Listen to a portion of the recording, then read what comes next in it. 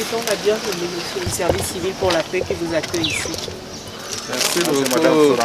These participants are being schooled in a workshop for public presentation of results of the action research on the state of peace education in youth settings in Cameroon, taking place at the Protestant University of Central Africa, Yaoundé, Cameroon, this Wednesday, December 6, 2023.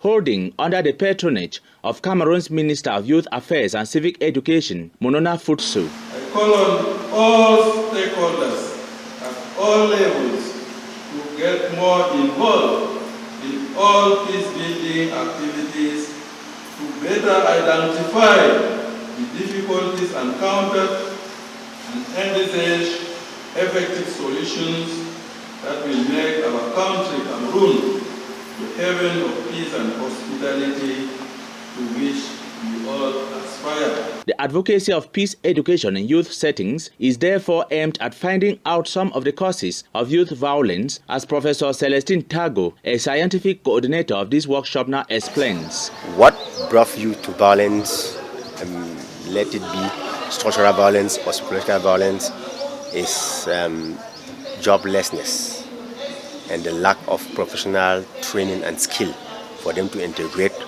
socio-professional milieux. This is the first finding we have seen.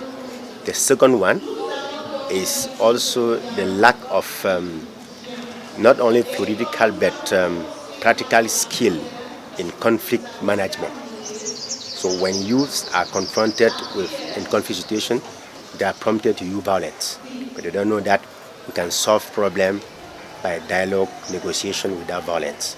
The workshop discouraging such violent practices amongst youth, Civil Peace Service of Bread for the World is exploring a real causes of such an increase in violence with a view to finding an appropriate strategy to contain and discourage it. Mrs. Florentine Negdem Fandio is Cameroon's coordinator for Civil Peace Service of Bread for the World. We have been on the ground since 2011.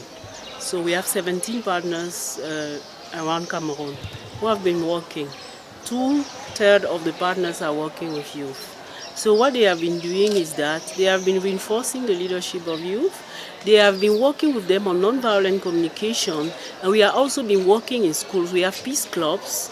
So through this peace club, we are promoting non-violent attitudes, non-violent behaviors, and we also use the peace clubs also to spread peace around the family also, because those children and those students who are in the peace club, they are the one when they go back home, they talk to the parent and they say, we are living in another environment and we are not allowed to do this. Mr. Antwi Oben Obi Agbar is a civil peace coordinator. He heard from the word of the minister himself that they are ready and this project is relevant for Cameroon. So we are going to look at the next steps, sit down, next actions, and so we continue for many years to come, so as long as the CPS program exists.